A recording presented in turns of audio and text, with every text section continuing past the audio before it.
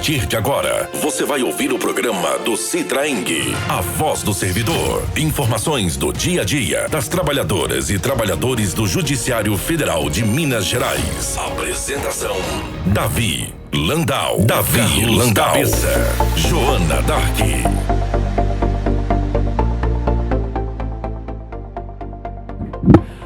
Muito boa tarde, minha amiga, meu amigo. Estamos mais uma vez hoje com a voz do servidor, o programa do Citraeng, o Sindicato dos Trabalhadores do Judiciário Federal de Minas Gerais.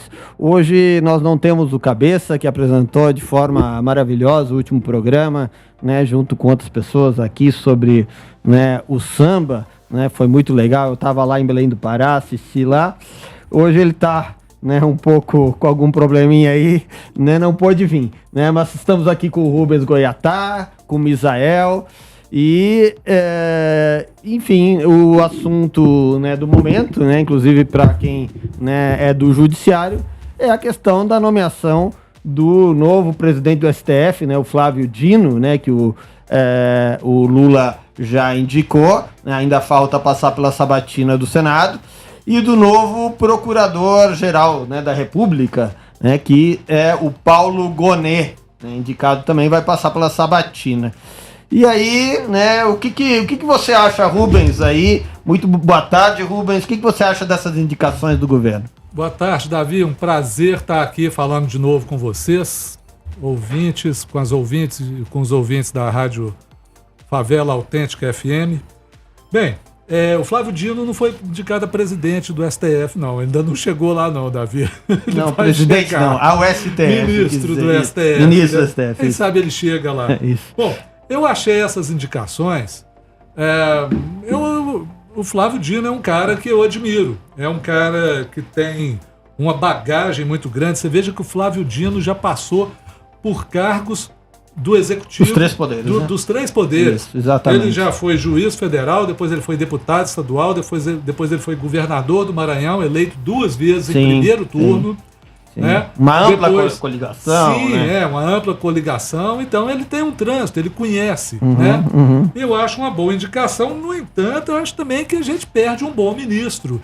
E perde, talvez, um bom nome para uma futura sucessão aí do presidente Lula. Sim. Mas, de qualquer forma, eu acho uma boa indicação. Num momento, o perfil dele é muito interessante, porque é num momento de tensão entre o STF e o Senado, né? Quando o Senado aí fez essa PEC aí das decisões monocráticas, né? Ou seja, para impedir que ministros do STF tomem decisões monocráticas, ou seja, decisões tomem sozinhos as decisões, porque o STF é um órgão colegiado, né? Iniciativa de enfraquecer o STF, né? Sim. Eu acho que mais essa questão do STF, eles estão com medo, não essa questão de decisões monocráticas, porque isso já estava encaminhado, bicho.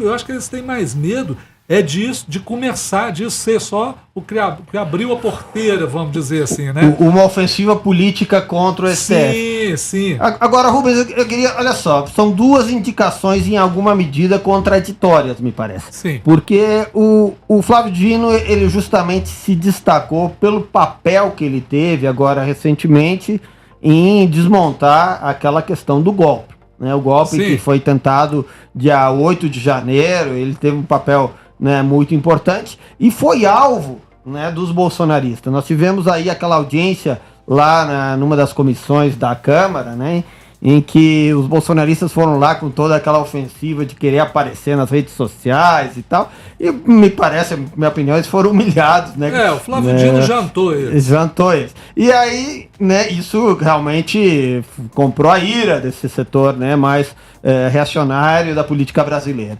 né, que é contra o Flávio Dino. E por outro lado, o Gonet era um dos possíveis, né, procuradores gerais do Bolsonaro. Chegou foi considerado a ser aventado pela deputada Bia Kicis, se não me engano. Exatamente. Esse cara é um conservador de boa cepa.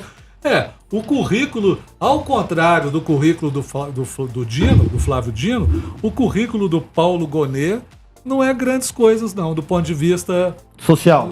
Do ponto de vista social, do ponto de vista de uma pessoa progressista, assim. Ele foi um cara, por exemplo, lá na década de 1990, por exemplo, votou contra o reconhecimento do Estado, que o Estado brasileiro reconhecesse os desaparecidos políticos. Ele foi um cara que se pronunciou contra a política de cotas. Então, enfim, ele não é um sujeito com um currículo muito apreciável do ponto de vista progressista, não.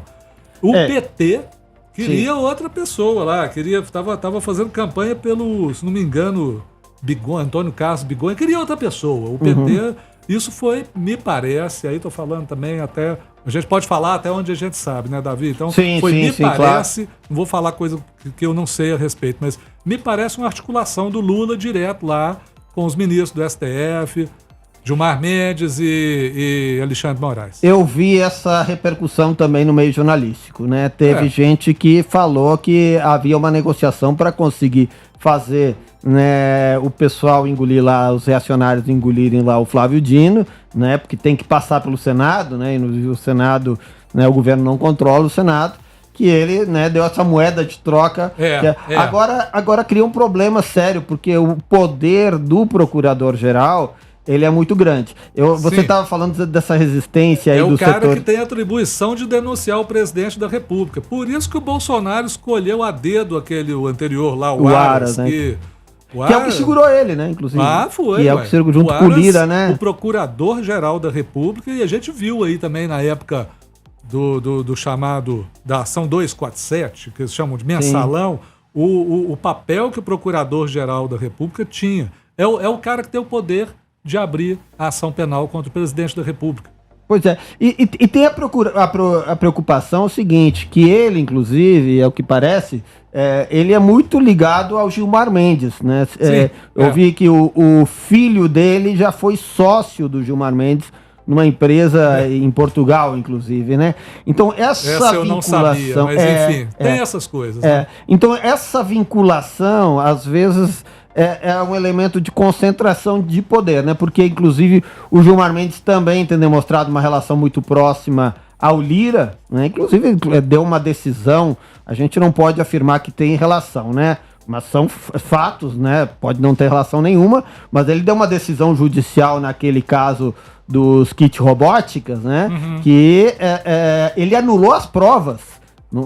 As provas que tinha pela decisão do Gilmar Mendes não podem ser utilizadas. Ou seja, provas de que havia, né, possivelmente que havia irregularidade, tudo bem, tem que avaliar e tal. Mas, então, ele impediu que se desse seguimento a algo que poderia incriminar o Lira. Isso o Gilmar Mendes fez, né? Se fez por razões jurídicas, técnicas, bom, mas também, por coincidência, há poucos meses atrás, ele, no aniversário não lembro se foi do Gilmar Mendes ou do Lira, os dois se encontraram em Portugal, né, jantaram juntos. Então, pode ser mera coincidência, né, quem é a gente para afirmar, mas aí, né, o Lira tendo relação com o Gilmar Mendes e o Gonê tendo relação com o Gilmar Mendes, se estabelece um núcleo de poder que pode ser perigoso para o governo, né? Gilmar Mendes é dos ministros do STF um dos mais preparados, tecnicamente, juridicamente, e também um dos mais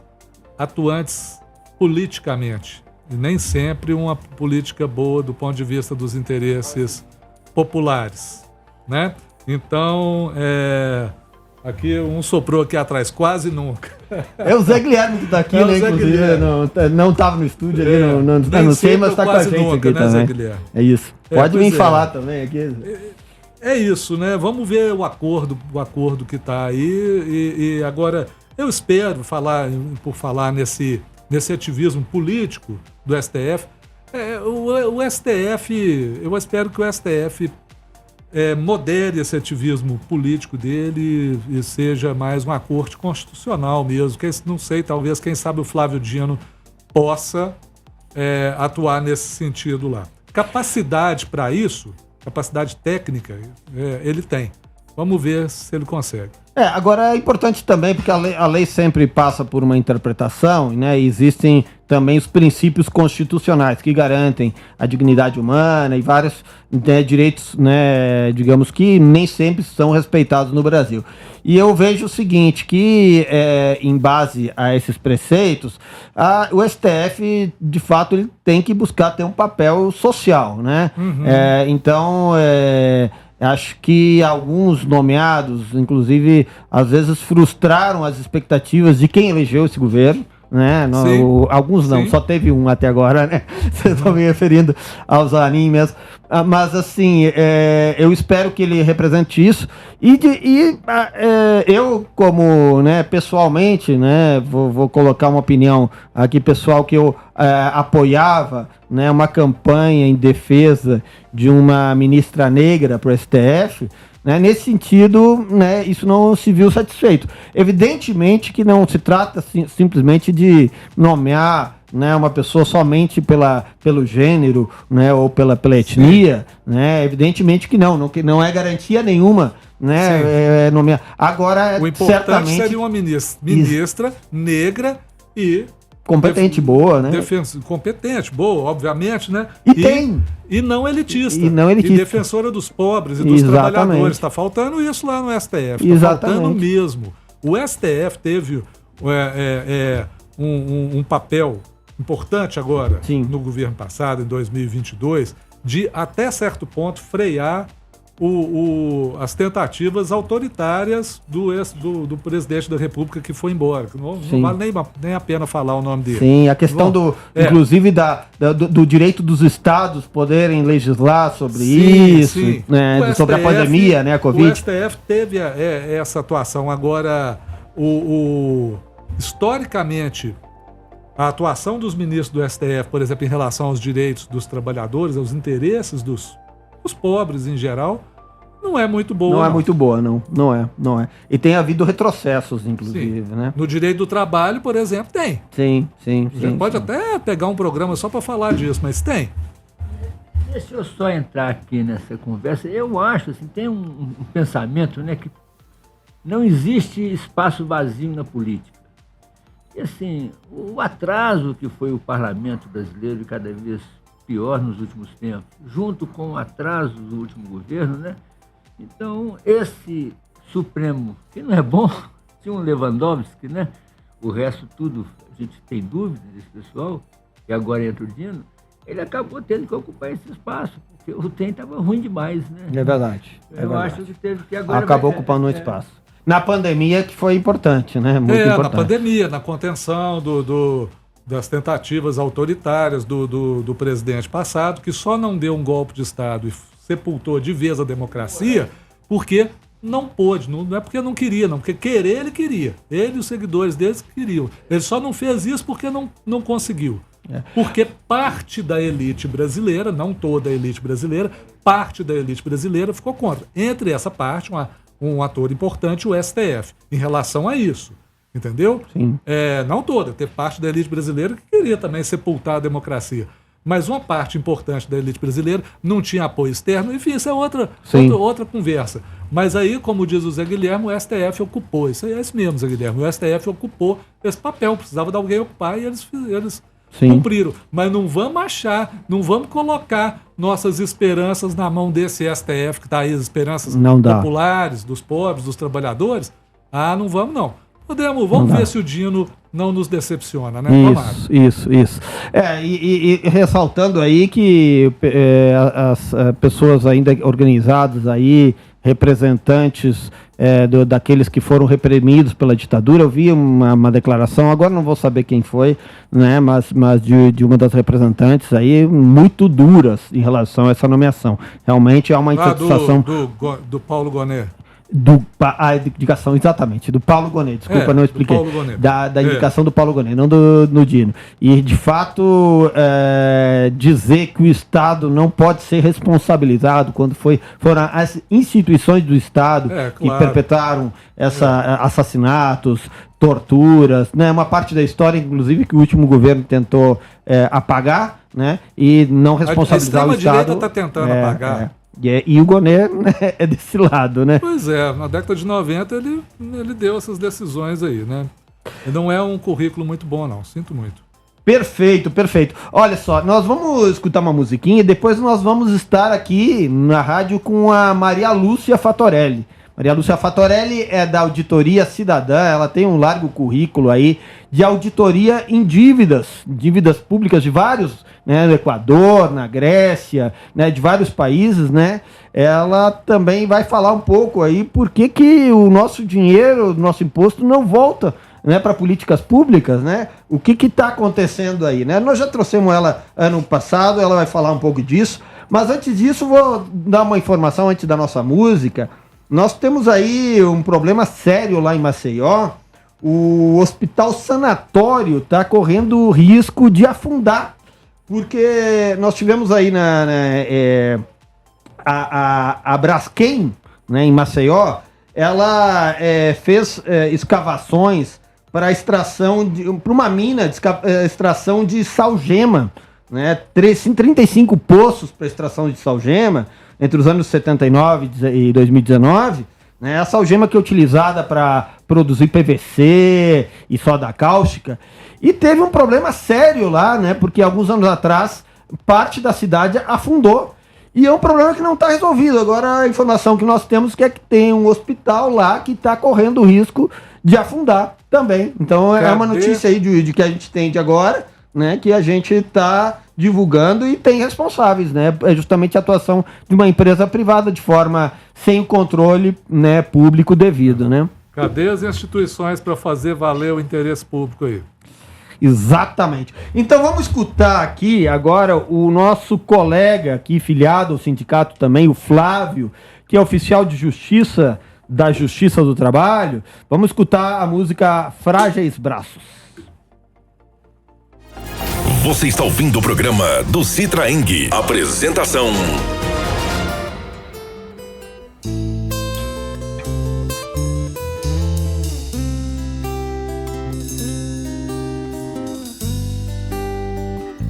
como uma criança que vê a mãe bater a porta e sai.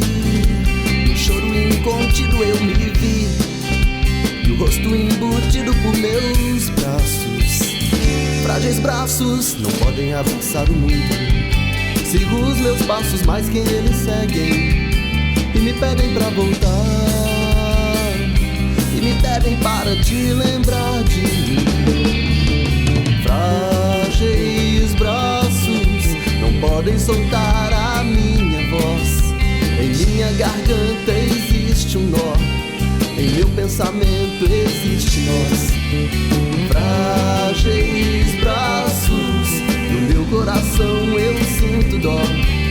Agora em meus sonhos ando só, e vou só.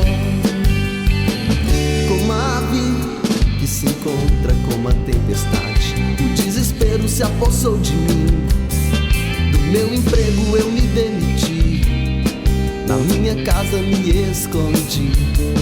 A mesma frase repeti, da pior fase resisti. Mas sem você não sei viver. Frágeis braços não podem soltar a minha voz. Em minha garganta existe um nó, em meu pensamento existe nós. Frágeis braços, no meu coração eu sinto dó. Agora em meus sonhos ando só, e vou só.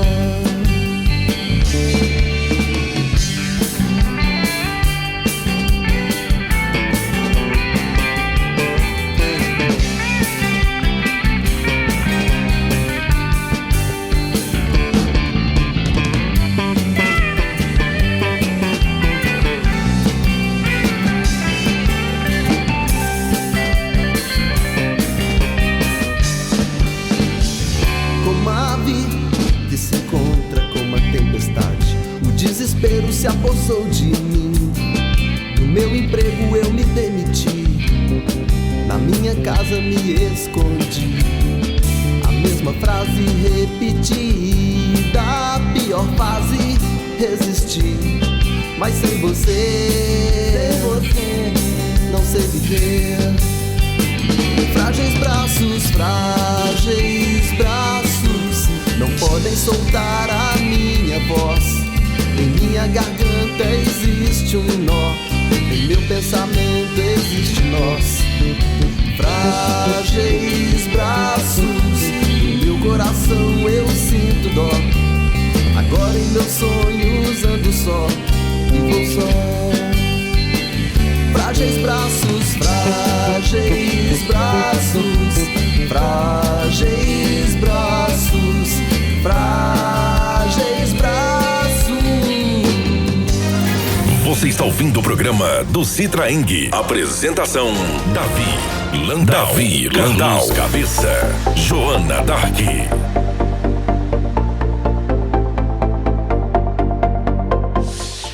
É isso aí, esse foi o nosso colega da Justiça do Trabalho, Flávio, que é oficial de justiça. E agora, nesse segundo bloco, nós vamos conversar um pouco com a economista Maria Lúcia Fatorelli, ela que é da Receita Federal, né, aposentada, né, auditora, né, da Receita, e ela também é fundadora da Auditoria Cidadã da Dívida, né, que traz um estudo e uma denúncia já há vários anos aí sobre o mecanismo da dívida, um mecanismo de concentração de renda. A Maria Lúcia Fatorelli, ela tem um largo currículo, ajudou também a fazer auditoria de dívida de vários países, como eu falei um pouco antes do bloco, né, o Equador, a Grécia, né, em outros locais também.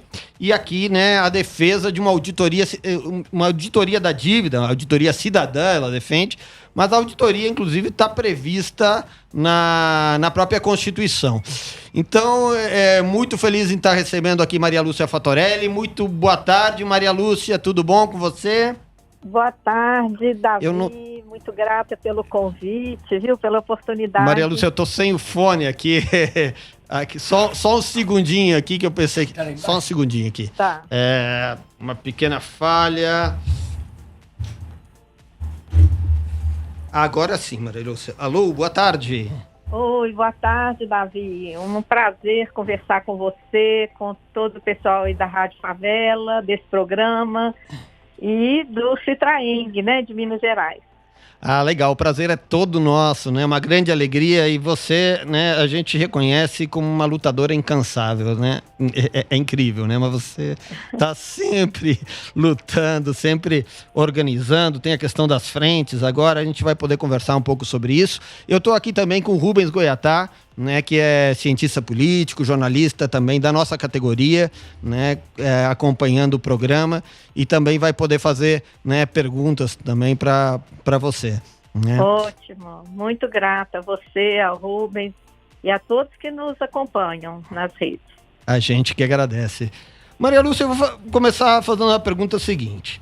A gente vê que há sempre uma insatisfação muito grande da população que os impostos, né, que a população paga, né, principalmente a população, a classe trabalhadora, né, que paga aquele imposto sobre o consumo, né, que incide mais, né, na classe trabalhadora, né, do que nos setores mais abastados, é um imposto, né, que para a classe trabalhadora é alto, né, e às vezes é até uma bandeira que é utilizada de forma demagógica pelos setores do poder econômico, né, quando eles, na verdade, pagam um pouco, né?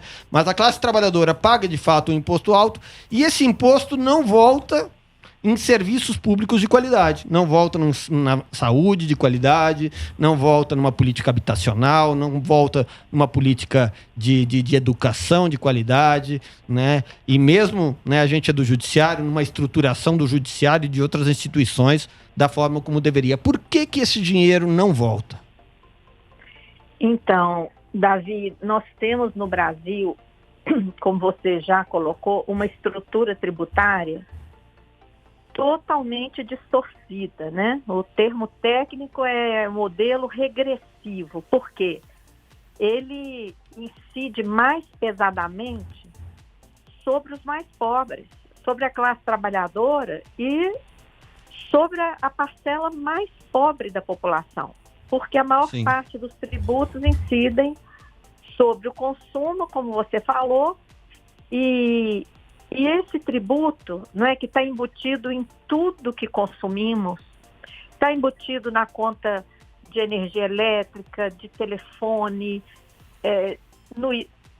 nos alimentos, no vestuário, no transporte, enfim, tudo que todos nós consumimos. Uma boa parte dessas tarifas elevadas que nós pagamos de energia, de telefone, de água, etc., são tributos embutidos. E para onde vai esse dinheiro? Esse tributo, ele pesa sobre quem ganha menos, porque quem ganha menos tem ali um rendimento baixo, não é? Então essa parcela de tributo, ela é pesada para essas pessoas.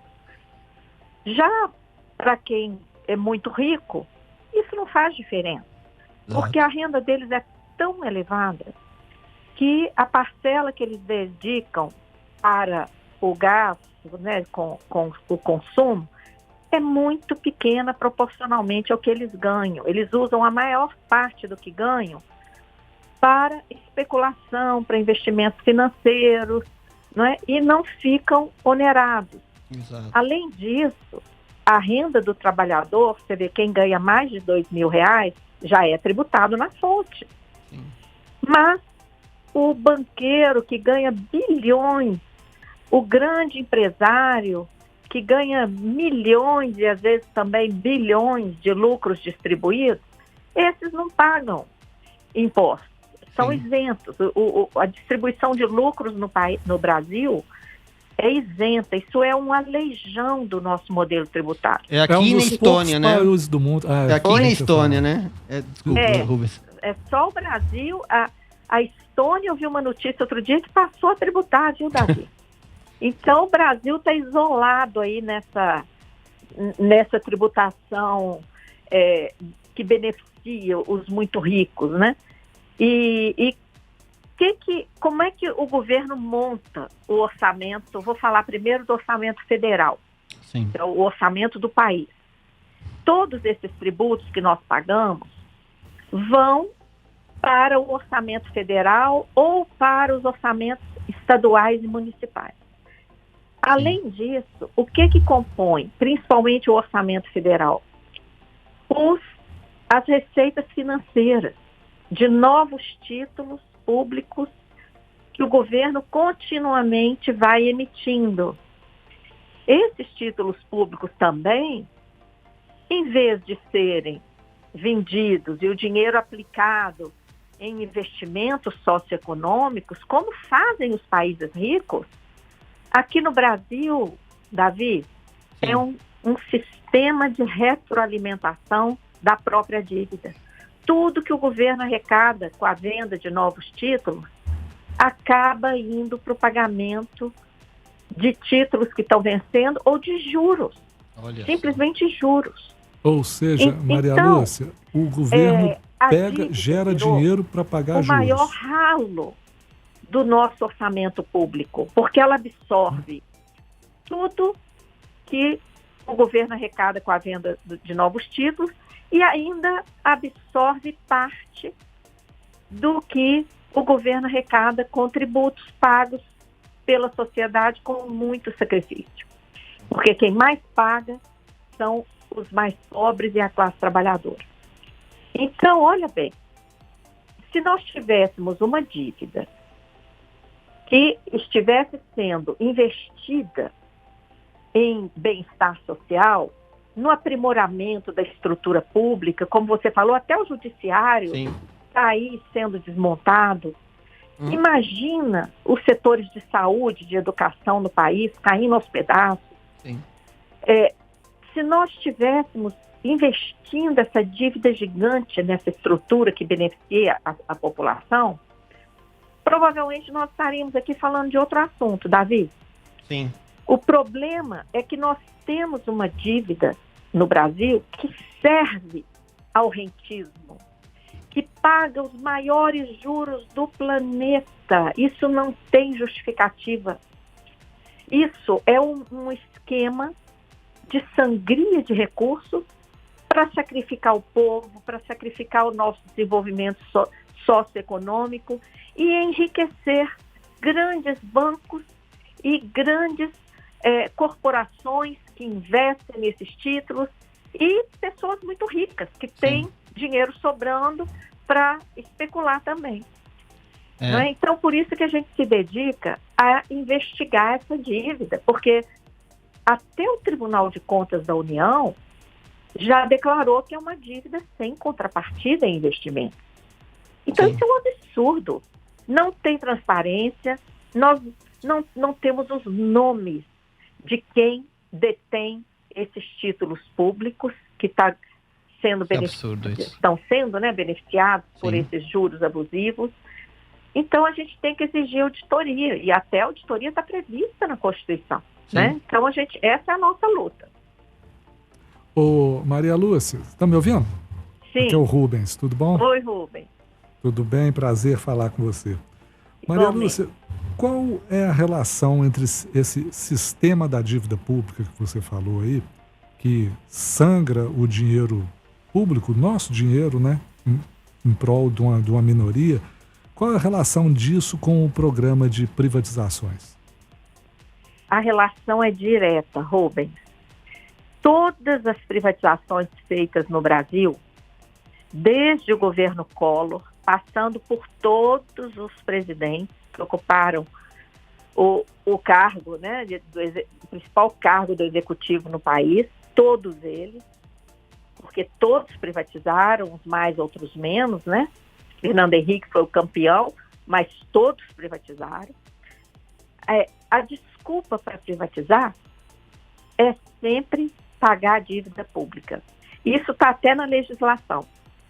Se você ou quem está nos ouvindo quiser pesquisar, o primeiro Plano Nacional de Desestatização, que foi criado por Collor e foi seguido por todos os outros governantes, está lá.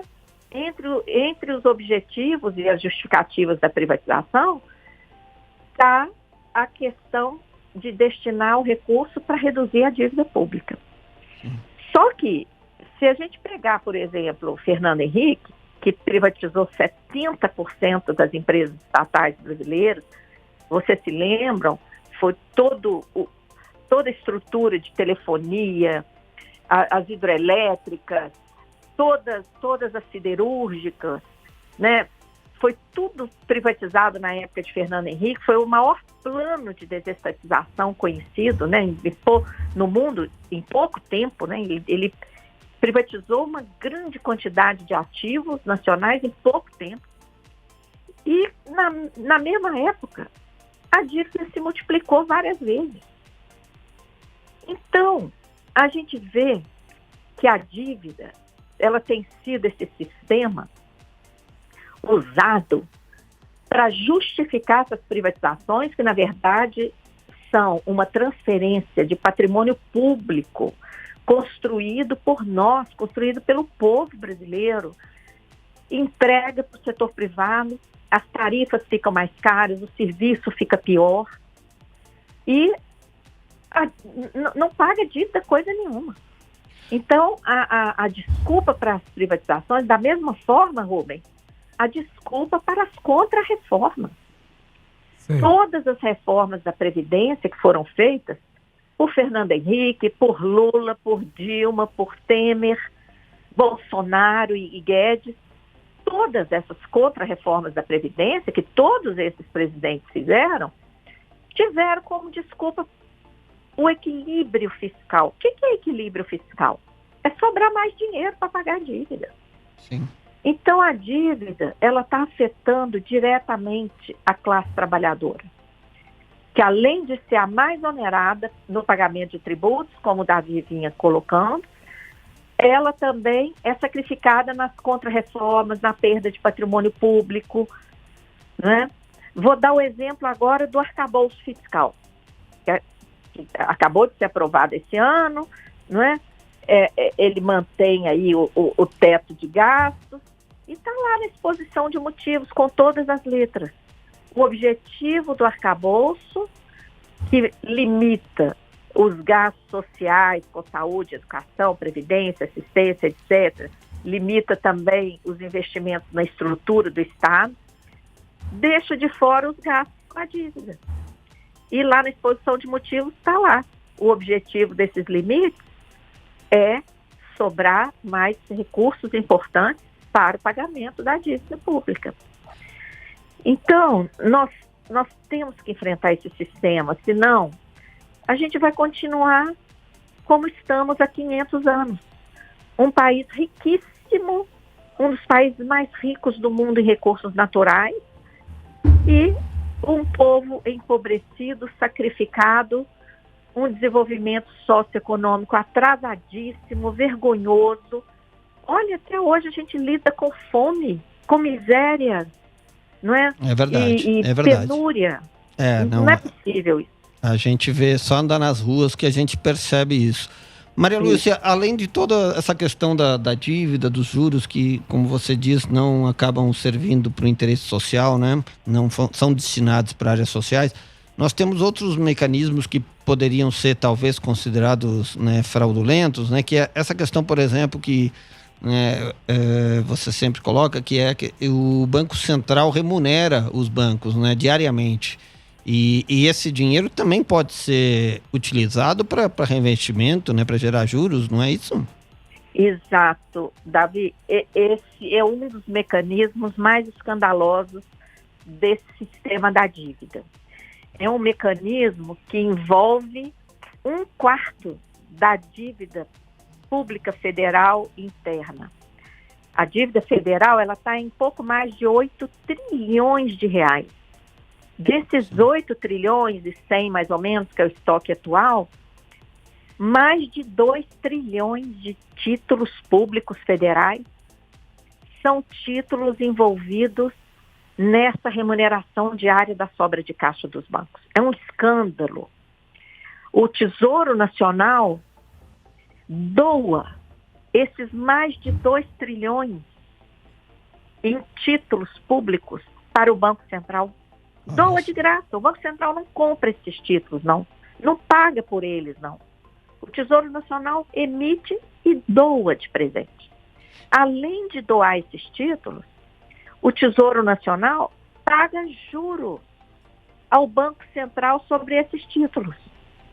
Esse dinheiro que o Tesouro paga para o Banco Central, de graça, sobre os títulos doados, sai do orçamento federal. É dinheiro que deixa de ir para a educação, para a saúde pública, para o SUS, para as universidades. E o que o Banco Central faz com esses títulos e com esses juros que ele ganha de presente? Usa para remunerar diariamente os bancos. O nosso dinheiro que está depositado em banco, dinheiro da sociedade brasileira como um todo, dinheiro das empresas, dinheiro do setor público, dos órgãos públicos, todo esse dinheiro que é dinheiro da sociedade e que está depositado nos bancos, ele deveria retornar para a sociedade. De que forma? Em empréstimo com juro baixo, como o mundo inteiro faz, para permitir que as pessoas tenham acesso a crédito, tanto para resolver seus problemas, teve um imprevisto, precisa pegar um empréstimo, vai lá, pega, juro baixo, daí a pouco a pessoa paga. O juro Aqui brasileiro... no Brasil, o que acontece com quem maiores, enfrenta algum né? problema? O juro brasileiro é um dos maiores do mundo, né? É o maior do mundo. É o maior do mundo. As pessoas nem acreditam quando a gente comenta lá fora que o juro de cheque especial aqui no Brasil é quase 170%. De cartão de crédito, em média, é 450%, mas tem bandeiras aí que cobra juros de 1000% ao ano de juros. Fora do Brasil, ninguém acredita nisso. Maria Luísa, deixa eu te fazer uma pergunta, porque a gente fala em trilhões, tudo, né? E é difícil também de mencionar. E como é que, por exemplo, se a gente for comparar com alguns dos escândalos de corrupção que, né, em algum momento ganharam a mídia, né? Que comparação, esses valores, por exemplo, da remuneração do Banco Central, dos juros e tal, como é que a gente pode comparar esses valores? Olha, a gente fala que essa corrupção que sai nos jornais é uma corrupção que tem que ser combatida, né? Porque realmente ninguém é a favor de qualquer tipo de corrupção, seja um roubo de merenda escolar, seja esses escândalos, né, que chegaram à grande mídia.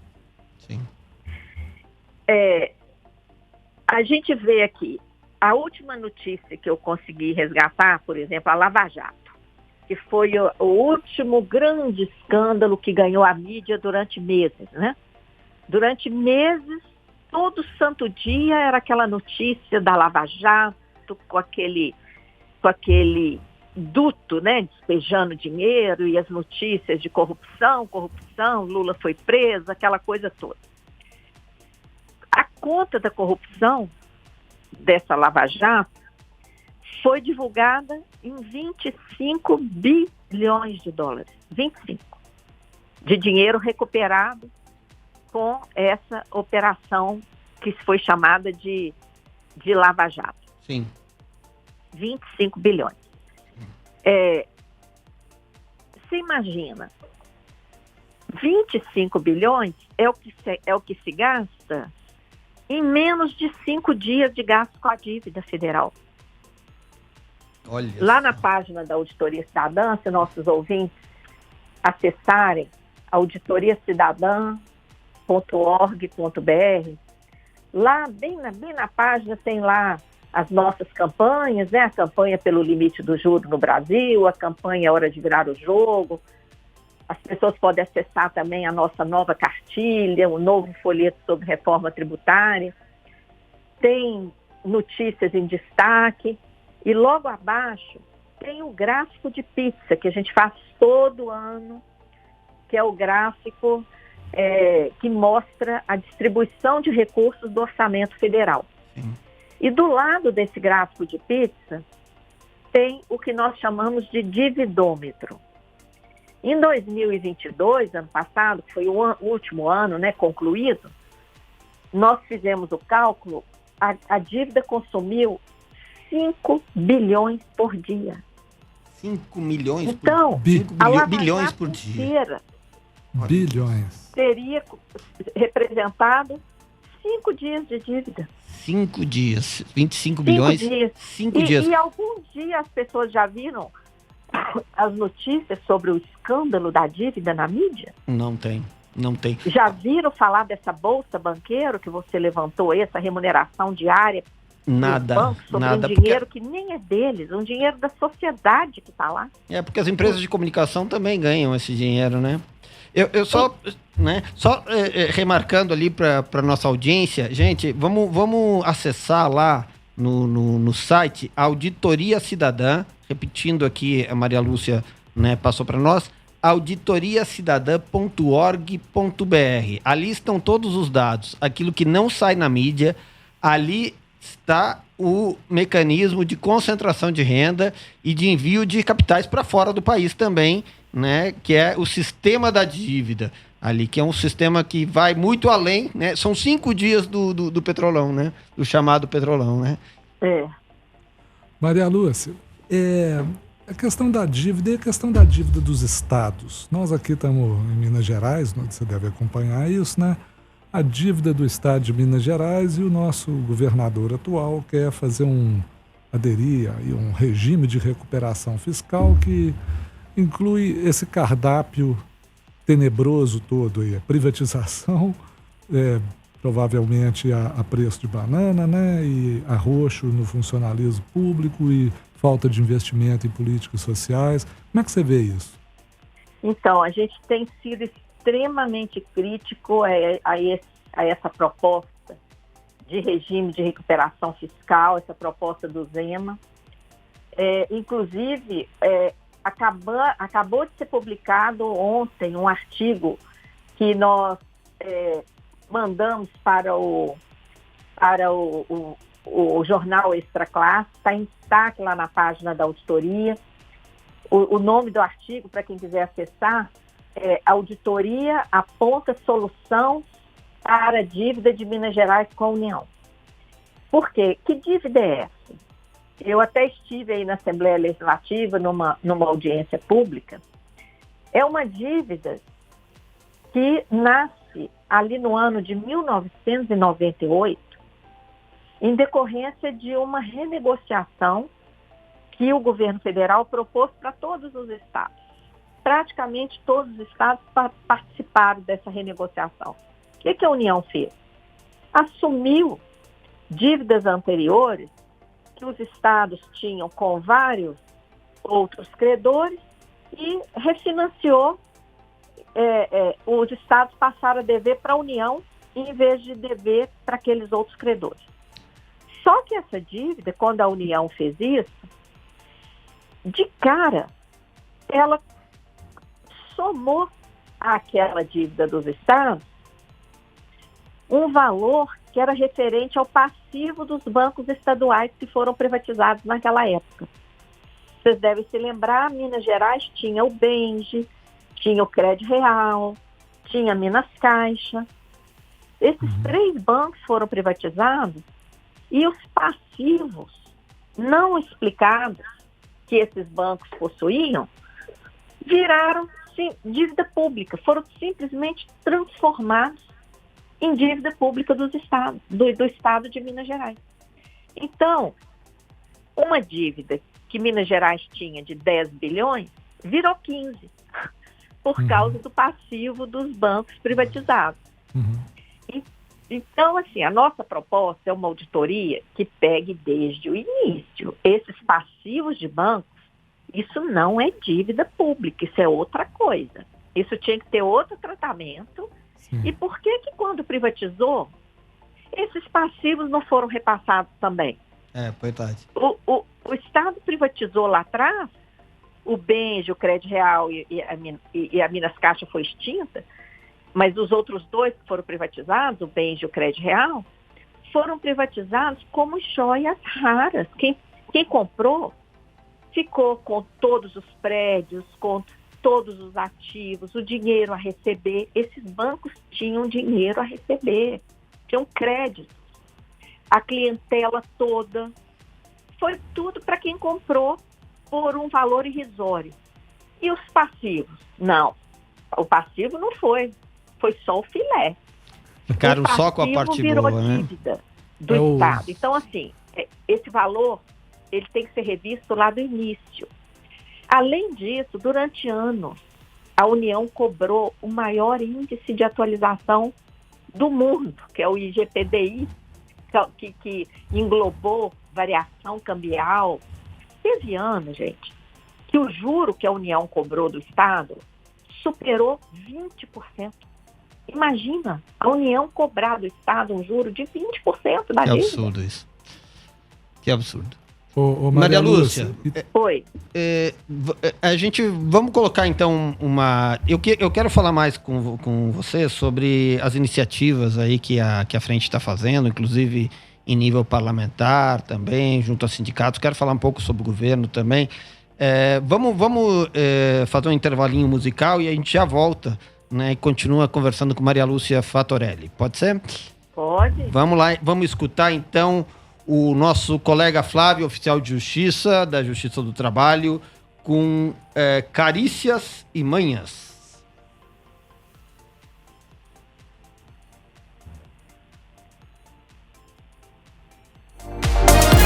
Você está ouvindo o programa do Citraeng. Apresentação: Davi Landau.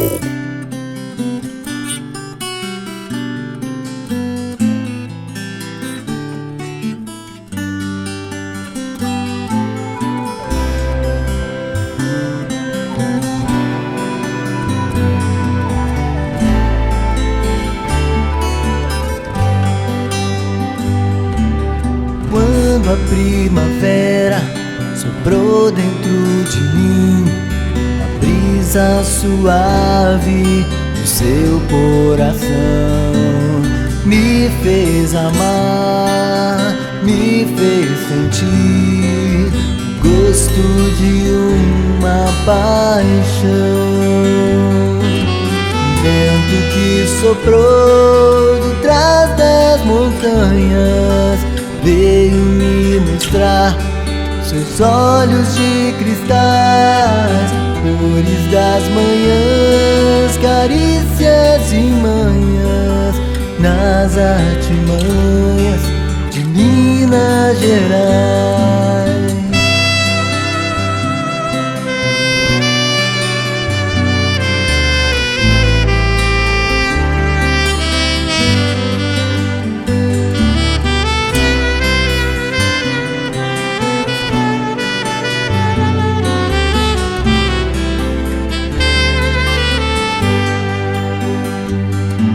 Menina travessa e banha no rio, seu corpo sedento dos traços de amor, seu rosto inocente, vestido rodado, cabelo nascente caindo do céu, um vento que soprou de trás das montanhas veio me mostrar seus olhos de cristais, flores das manhãs, carícias e manhas, nas artimanhas de Minas Gerais. Você está ouvindo o programa do Citraeng. Apresentação: Davi Landau. Voltamos com Maria Lúcia Fatorelli, da Auditoria Cidadã da Dívida, que a gente procura botar umas músicas aí de colegas da nossa categoria, né? Porque é o programa do Citraeng, né? Sindicato dos Trabalhadores do Poder Judiciário Federal. Bacana, viu? Muito bonita a música e alivia mesmo, porque esse assunto que a gente está falando é tão pesado, né? Exato. Eu agradeço a música. Exato, exatamente. Então, Maria Lúcia, você falou do governo, que todos os governos privatizaram, né? Que todos os governos, né, de alguma forma, talvez não com essas palavras, mas de alguma forma seguiram o mesmo modelo, né? Eu lembro, né, inclusive a gente fez uma entrevista aí ano passado, aqui na rádio também, que nós estávamos num outro momento histórico do país, e essa eleição, né, do Lula, né, independente do que a gente possa falar do governo Lula, foi marcado por uma campanha em que as pessoas nas ruas queriam mudança, né, e não mudança só no sentido de evitar golpe ou evitar... Porque a questão da democracia, ela vem junto com a questão social, né, evidentemente. E queriam uma mudança de modelo, né, econômico. Eu digo sempre que talvez em cima do palanque havia uma frente ampla, mas nas ruas, quem estava nas ruas de fato eram os trabalhadores, né? E tive muita mobilização, né, Maria Lúcia? E agora, o que a gente está vendo, qual a perspectiva, qual a esperança que a gente pode ter nesse contexto agora, do governo Lula, do Haddad? O que você pensa? Olha, nessa área econômica, nós precisamos continuar lutando, porque a mentalidade, né, você vê, se você olhar para o arcabouço fiscal, ele é a continuidade do teto de gastos, é a continuidade da política de arroxo fiscal para sobrar mais dinheiro para a dívida. E durante a campanha, o Lula falou o contrário, o Lula falou que não ia guardar dinheiro para pagar banqueiro, ele falou isso até em lágrimas. Ele falou que no governo dele que ele ia priorizar os investimentos sociais e que ele não ia ficar guardando dinheiro para banqueiro. É claro que o mercado reagiu e tudo mais. Agora, quando ele nomeou o Haddad, e o Haddad chamou a equipe que chamou, nós estamos vendo aí uma mentalidade muito parecida com a mentalidade da equipe econômica do governo anterior, né? De manter o teto, de perseguir um superávit primário, fazendo aí restrições. O próprio governo já divulgou que pretende até rever os pisos constitucionais de saúde e educação. Olha só. Então, conquista da Constituição de 88, né? 88. E isso não entrou na Constituição de graça, não. Exato. Foi muita luta. Então, nós não podemos parar de reivindicar, não é? Lutar, né? Que o governo enfrente. Por quê? Por que o Haddad está seguindo esse modelo? Provavelmente, em parte, porque ele acredita nesse tipo de funcionamento da economia, que é um tipo de funcionamento que leva a uma recessão, né? Por outro lado, o lado de lá, do lado do rentismo, os bancos, eles pressionam. Eles pressionam constantemente. A luta é necessária, né? Então, nós que estamos do lado dos movimentos sociais, vocês que estão no sindicato, quem está nos ouvindo, que é a base da sociedade, precisa continuar reivindicando. O próprio Lula falou. Perfeito. Vocês têm que lutar, vocês têm que reivindicar. Perfeito. Maria Lúcia, a gente está se encaminhando para o final do programa, mas eu não queria acabar o programa sem perguntar sobre essas iniciativas agora que estão sendo promovidas. Teve um seminário agora, dia 21 de novembro, né, que juntou a Frente Parlamentar sobre limite dos juros e auditoria integral da dívida e a Frente Parlamentar contra os juros abusivos, né, que você está atuando junto com essas frentes parlamentares. Qual é a importância, o que está sendo feito por essas frentes parlamentares? O que você pode nos falar sobre esse seminário? Olha, o seminário foi muito importante, não é? Ele foi o primeiro evento dessas duas frentes parlamentares pelo limite dos juros e auditoria integral da dívida com participação social, e contou com uma participação expressiva de pessoas que vieram do Brasil todo. Tivemos uma presença e um apoio muito grande.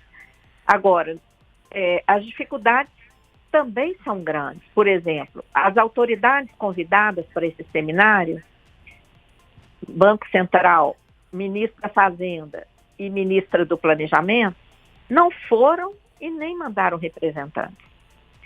Isso porque essas autoridades sabem que quando elas comparecem, a mídia cobre. Sim. A grande mídia cobre. E não interessa que essas notícias sobre limite dos juros e auditoria saiam na grande mídia. Sim. Então, eles não vão. Claro. Mas nós tivemos a presença de professores brilhantes. O professor Miguel Bruno, da Universidade do Rio de Janeiro, a UERJ, e ele dá aula em outras faculdades também, na Mackenzie e outras. Ele deu uma verdadeira aula. A palestra dele está disponível tanto na página da Auditoria Cidadã, como lá da Câmara também, mas é mais fácil para as pessoas acharem na página da Auditoria Cidadã. Auditoria Cidadã. Tivemos também a presença do professor Ladislau Dalbo. Olha. E estamos divulgando, né?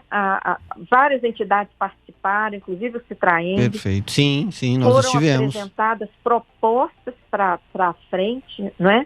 Sim. Que a frente faça uma reunião antes do dia 15, quando Perfeito. o governo federal ficou de apresentar alguma proposta para o funcionalismo federal. Foi também sugerido que as entidades incluam essa luta, essa bandeira de luta, né, da auditoria e do limite dos juros nas suas bandeiras, nas suas prioridades.